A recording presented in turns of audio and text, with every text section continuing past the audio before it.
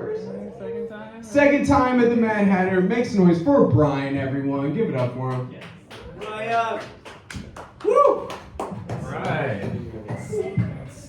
What's the deal with Instagram these days? Ever since the sun started setting at 5 o'clock, my Instagram feed is completely filled with like ads for therapy, and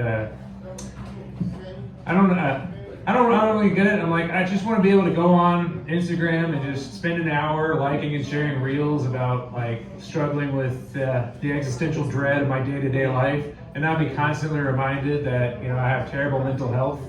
November is Men's Mental Health Awareness Month, if you weren't aware. But I'm like, I don't need a counselor. I have friends, and we share dark memes with each other, and we'll text each other back and forth and be like, LOL me, and laughing emojis, same, and all these dark memes, and that's basically therapy, right? I actually had an ad on Instagram pop up that was like, it's paid participants in a study about men 35 and under with major depressive disorder. And I was like, all right, Instagram, I think I told you how old I am, but I don't know who else you've been talking to and who else is telling you stuff. I don't know, maybe you got that from Spotify. but I pay Spotify to keep his mouth shut. So I don't know how that got out. I paid for Spotify with ad free, because I don't want to get into what the targeted ads would be from Spotify. They'd be like, hey buddy, you've been listening to a lot of Alice in Chains lately, are you okay? And I'll be like, ooh yeah. I'm like, technically that's from a song called Check My Brain, so we'll just kind of gloss over that. But yeah, that ad was kind of weird. I was like, hey, wait a second. I could get, instead of being dragged down by depression, I could get paid for being depressed.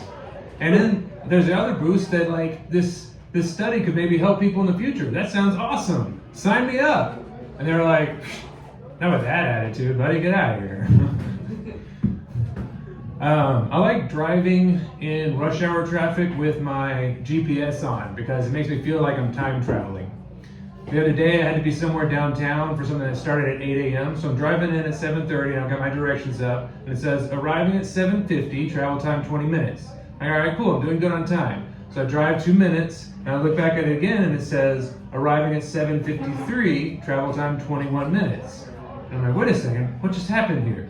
I just traveled through space towards my destination for 2 minutes, but through time I was traveling away from it for 3 minutes. I think I broke the space-time continuum.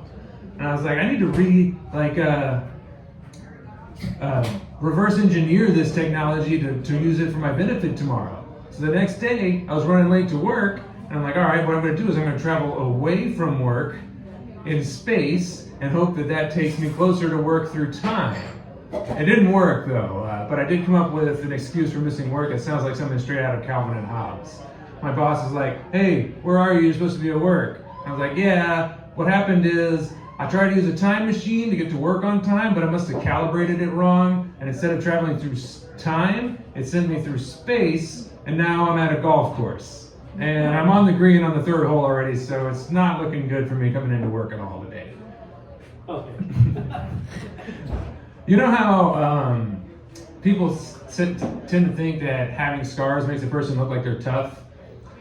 I think that's not really well thought through. I have kind of a lot of scars. You might look at it and think, oh, he looks like he's tough because he's got these scars. But to me, I look at him and I'm just like, I'm kind of an idiot, because they're just a reminder of times that I hurt myself doing something stupid.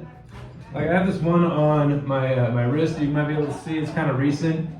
I'm going to tell you the story of this scar. I'm going to try and sound tough while I do it. You want to know how I got this scar?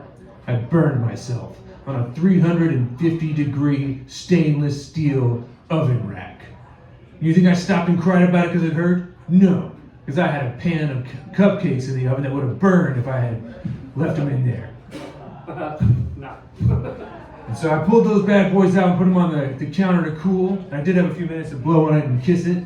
But then after that, as soon as they were cool, I frosted them with some pink frosting and sprinkled them with some sugar sprinkles.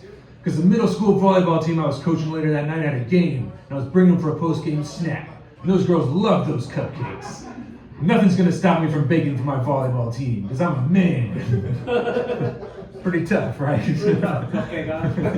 Yeah, might sound better if I'm a little more vague and just say I burned myself, but you know, that's why I'm like, maybe next time don't think about it as a scar, but try to remember what I looked like when it was a boo-boo, and you wouldn't think I'm so tough. All right, that's all I got for tonight. Thanks for having me, guys.